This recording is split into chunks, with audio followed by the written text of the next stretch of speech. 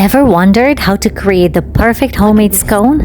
Join me as we uncover the secrets to baking golden, buttery perfection in just minutes. Store-bought scones and even coffee shop scones cannot compare to homemade ones.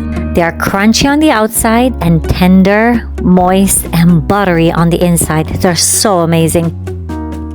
So I'm just starting here with 1/4 cup of sugar. Mine's a little brownier because it's just organic cane sugar, but you can use white granulated sugar. The zest of 1 whole lemon. I like to just mix it really well. I like to rub the sugar with the lemon so that the lemon releases its oils and flavor. Then I'm adding 2.5 cups of all-purpose flour, 1 tablespoon of baking powder, 1/2 teaspoon of salt. And now I'm just cutting really cold butter, so 1/2 cup of cold unsalted butter. You cut it into cubes. Make sure that it's really cold. You can even freeze it for about 10 minutes before cutting so that the dough will not melt in your hands or in your food processor. You want it as cold as possible so that you get the flakiest scones. This is the secret to flaky scones. So I'm just choosing to knead the dough by hand because I'd like to have the butter pieces larger so that the scones become actually flakier when you put them into the oven. Those bigger pieces of butter will just puff up and fluff up, and then that's how you get a flakier scone. But you can certainly use your food processor or whatever kneading machine you have. I am adding the blueberries and the raspberries and folding them in with my hands so that I won't crush them. So 1 cup of each. We leave it on the side, and now in another smaller bowl we're gonna mix together 2/3 of a cup of cold buttermilk, 1 large egg, and 1 teaspoon of vanilla. So just give it a good whisk, and then we're gonna add this to the dry mixture.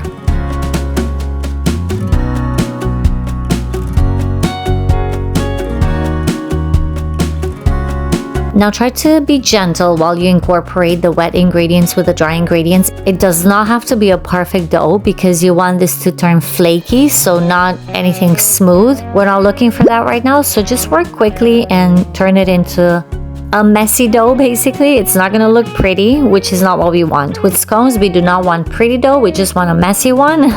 And then we're gonna bring it all into a little ball.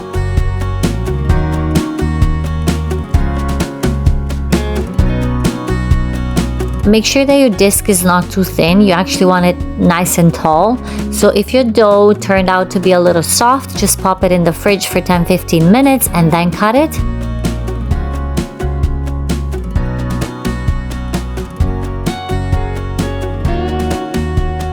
Flatten it up a little bit, and then we're gonna cut it into 8 equal parts. So now I'm just using a plastic scraper here because I don't want to scratch my countertop with the steel cutter, but the steel cutter works best. I should have used my big, large wooden board for this, but this is how I'm doing it right now.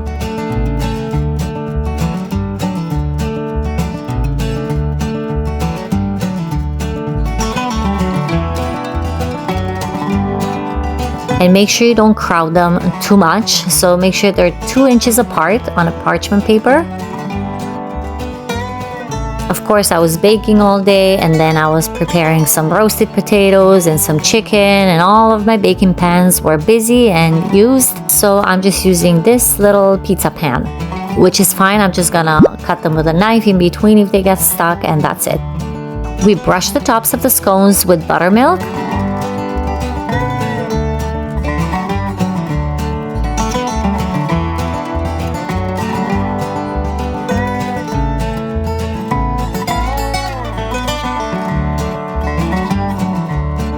Now we're gonna chill our scones uncovered in the fridge for 20 minutes or in the freezer for 10 minutes.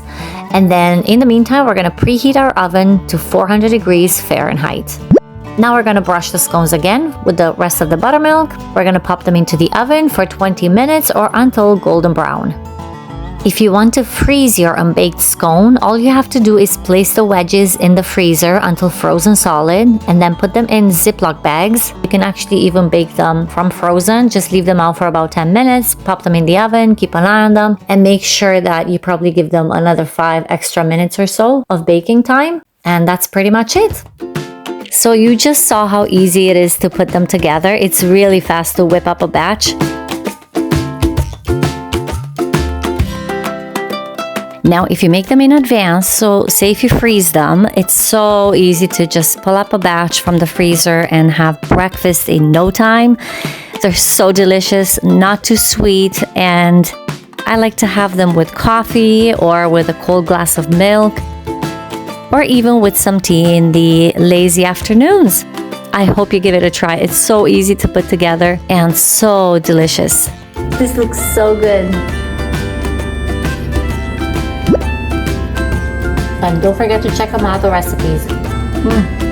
This is so good. For more delicious ideas, you can check out these videos.